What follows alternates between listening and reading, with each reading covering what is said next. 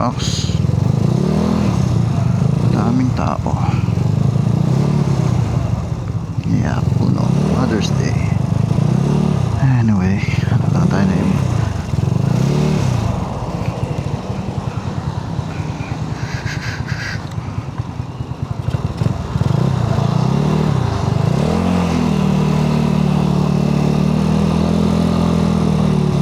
Hi guys, so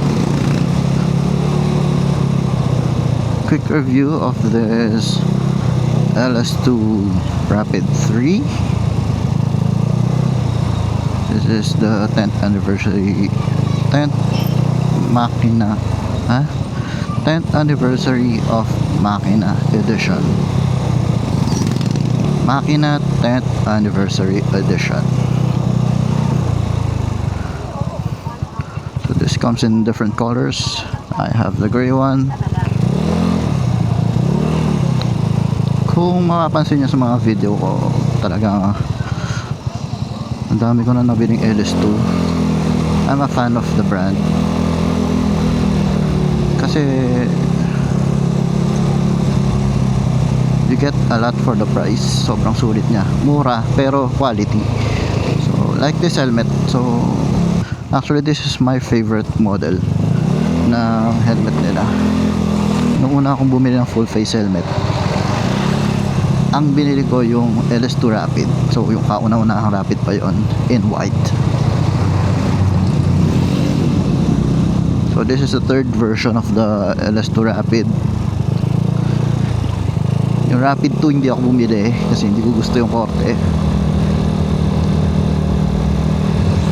This one, mas maganda na korte nito, mas bilog, hindi na matulis yung ang tawag dito, spoiler sa likod. This is already ECE 02 certified, so in terms of safety, safe na safe ka dito sa helmet na to.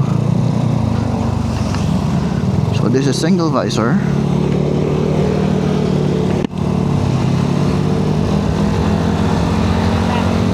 But for this Makina edition, may kasama siyang clear eh. Hindi ko alam kung yung monocolors meron din kasamang clear. I think wala, parang wala yata, hindi ko sure. Check ko na lang, or check nyo na lang. So sobrang basic lang din ang helmet na to. Okay, sabi ko single visor. Ang tawag dito, quick release yung strap nya, removable padding, intercom ready. But sobrang gaan itong helmet na to Tsaka yung fit nya, gusto ko yung fit nito. Malambot yung padding, tapos wala akong balaklava ngayon, so ang lambot nya sa mukha, hindi siya nakaka-irritate.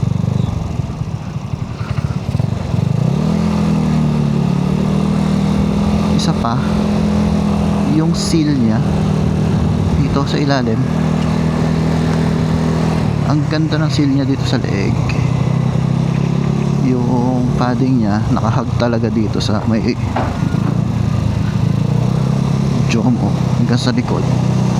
Tapos meron siya nitong parang dito sa chin curtain ba? So selyado talaga.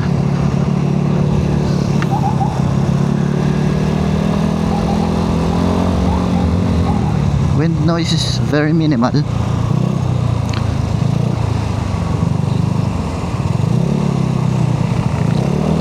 Hindi ko lang sure kapag mabilis na, kasi scooter lang dala natin yun.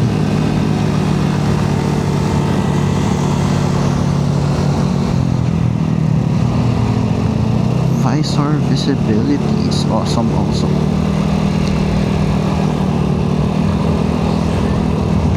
Ganda nitong tinted visor na LS2. Kahit tirik na tirik ang araw, hindi ka masisili. Tsaka walang distortion.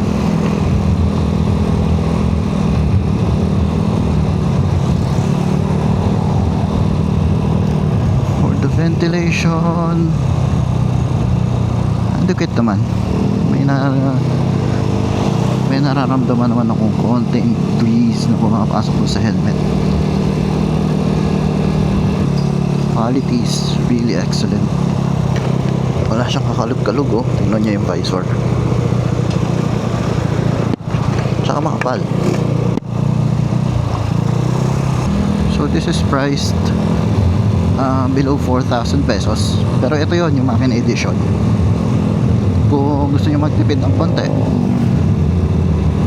yung solid colors ang bilhin nyo for less than 3,000 pesos. Meron ka ng astig, quality and safe helmet. So yeah, I will highly recommend this helmet.